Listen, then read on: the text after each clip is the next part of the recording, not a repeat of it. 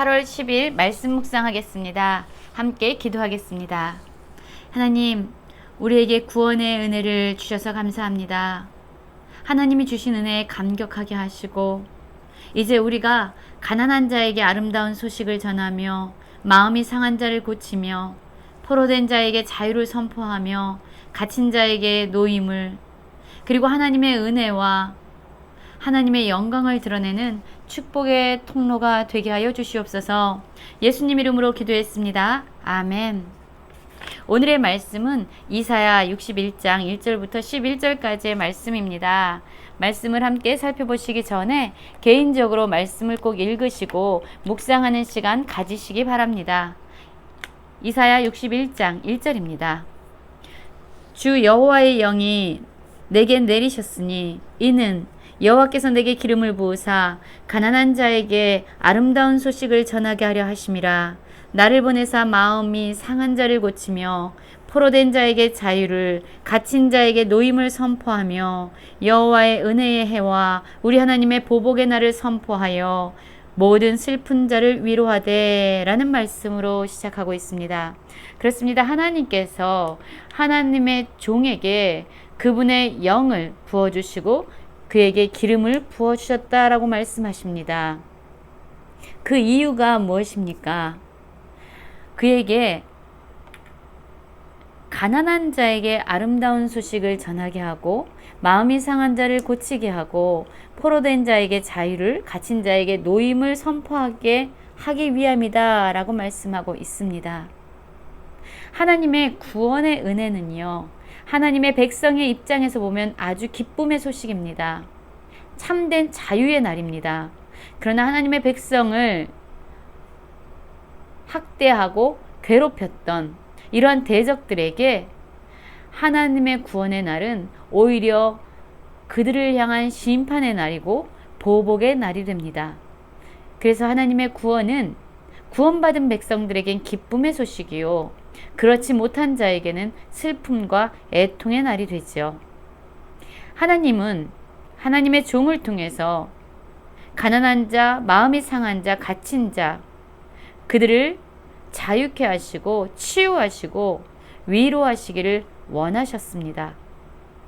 그래서 이제 더 이상 그들이 슬픔 가운데 머물지 않도록, 더 이상 근심 가운데 머물지 않도록 그들에게 화관을 주고 기쁨이 넘치게 하며 근심 대신 찬송을 부를 수 있는 그러한 존재로 참된 변화를 이루시게 됩니다.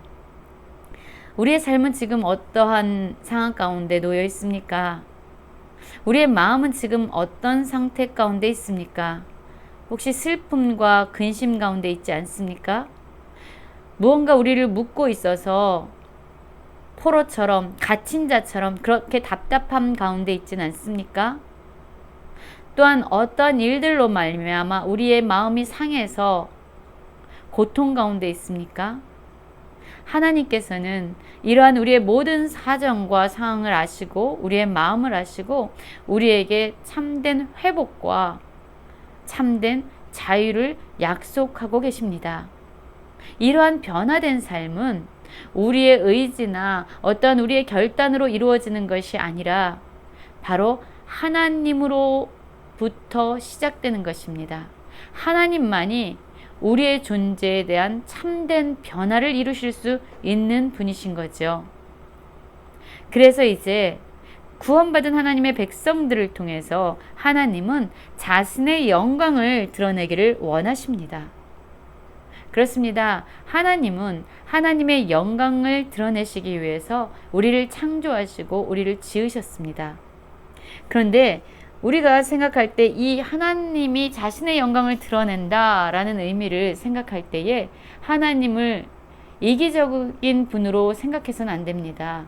하나님의 영광은 바로 우리들의 참된 행복과 연결되어 있다는 것을 기억하셔야 됩니다. 한번 생각해 보십시오. 우리나라가 축구를 합니다. 축구 선수들은 감독의 어떤 코치나 감독의 사인을 받아야 되죠. 감독의 사인을 받고 승리했다고 생각해 보십시오. 이들의 승리가 감독에게는 진정한 영광으로 연결되는 거죠. 감독이 받는 그 영광은요, 선수들의 승리와 무관하지 않습니다. 선수들이 그 경기를 통해서 얻은 승리가 감독의 영광이 되고, 감독의 영광은 선수들의 승리, 그리고 그들이 받을 보상과 연결되어 있습니다. 하나님의 영광도 이와 같습니다. 하나님의 백성들이 누리는 참된 자유와 참된 행복이 바로 하나님께 영광이 되어집니다. 하나님은 우리에게 가장 선한 것을 주시는 분이세요. 왜냐하면 그것이 바로 하나님을 영화롭게 하기 때문이죠.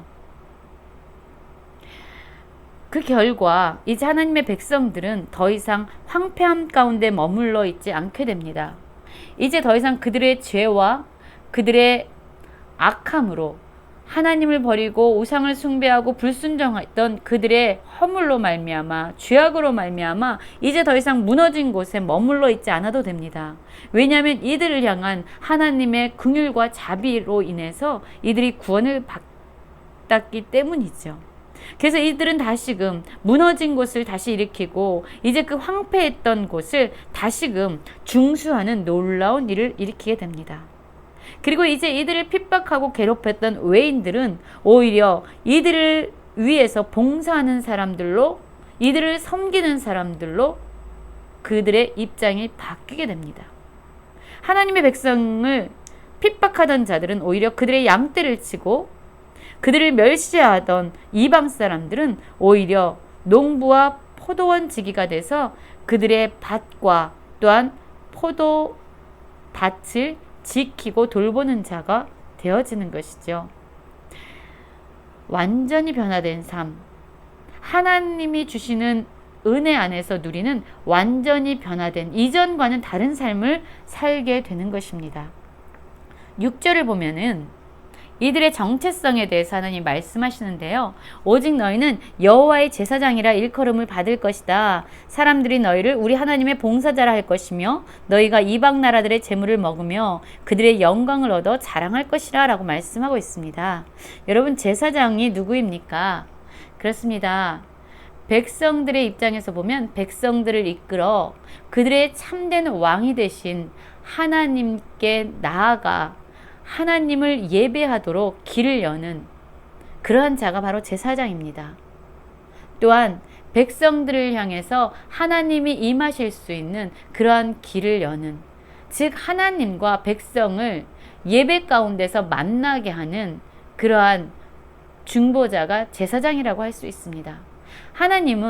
하나님께서 구원하신 자신의 백성들을 향해서 여호와의 제사장이다 라고 일컬음을 받을 것이라고 말씀하고 있습니다. 이들의 정체성이라는 것입니다. 우리의 정체성도 마찬가지입니다. 하나님은 우리를 왕같은 제사장이라고 부르십니다. 하나님, 진정 만왕의 왕이 되신 하나님이 우리를 통치하십니다. 하나님이 왕이시죠. 우리는 그 왕의 자녀들입니다. 또한 우리를 통해서 하나님을 알지 못하는 백성들뿐만 아니라 하나님을 아는 백성들이 하나님을 향해 예배하도록 나오도록 도와줄 수 있는 그러한 축복의 통로자가 되는 것이 바로 하나님이 우리를 향해 가지고 계신 그런 목적이신 거지요. 우리를 통해서 사람들이 하나님을 만나게 되고 하나님을 향한 예배자로 서게 되는 것, 그것이 바로 우리가 감당해야 될 사명이라는 것입니다. 그래서 이제 우리는 더 이상 수치스러운 삶을 살지 않습니다. 더 이상 능욕을 받는 삶을 살지 않습니다. 하나님으로 말미암아 우리는 즐거워하게 되고 영원한 기쁨 가운데서 하나님이 주시는 그 모든 풍성함을 누리는 그러한 삶을 살게 될 것입니다. 9절을 보면은요, 그들의 자손을 문나라 가운데 그들의 후손을 만민 가운데 알리리니 무릇 이를 보는 자가 그들은 여호와께 복받은 자손이라 인정하리라 라고 말하고 있죠. 그렇습니다. 이렇게 여호와의 제사장인 하나님의 구원을 입은 이러한 백성들을 볼 때에 사람들이 다 인정하게 된다는 거예요. 저들은 정말로 하나님께 복을 받은 자손들이구나. 저들은 정말로 하나님이 함께 하심으로 말미암아 형통한 삶을 살아가는 자들이구나. 를 모든 사람들이 보게 되고, 또한 이들로 말미암아 열방은 하나님을 향해서 나오게 되는 것이죠. 그렇습니다. 지금 우리는 어떠한 모습으로 살아가고 있습니까? 여호와의 제사장으로 우리를 통해서 많은 사람들이 하나님께 진정한 예배를 드리기 위해서 나오는 예배자로 세워지고 있습니까? 또한 우리를 통해서 하나님께서 친히 그들 가운데 역사하시고 임하시는 그런 축복의 통로로 우리가 사용되고 있습니까? 여호와의 제사장으로, 또한 하나님의 봉사자로 하나님께서 주신 정체성, 그 사명을 가지고 오늘 하루도 그분 안에서 살아갈 수 있는 모든 성도님들 되시기를 간절히 기도합니다.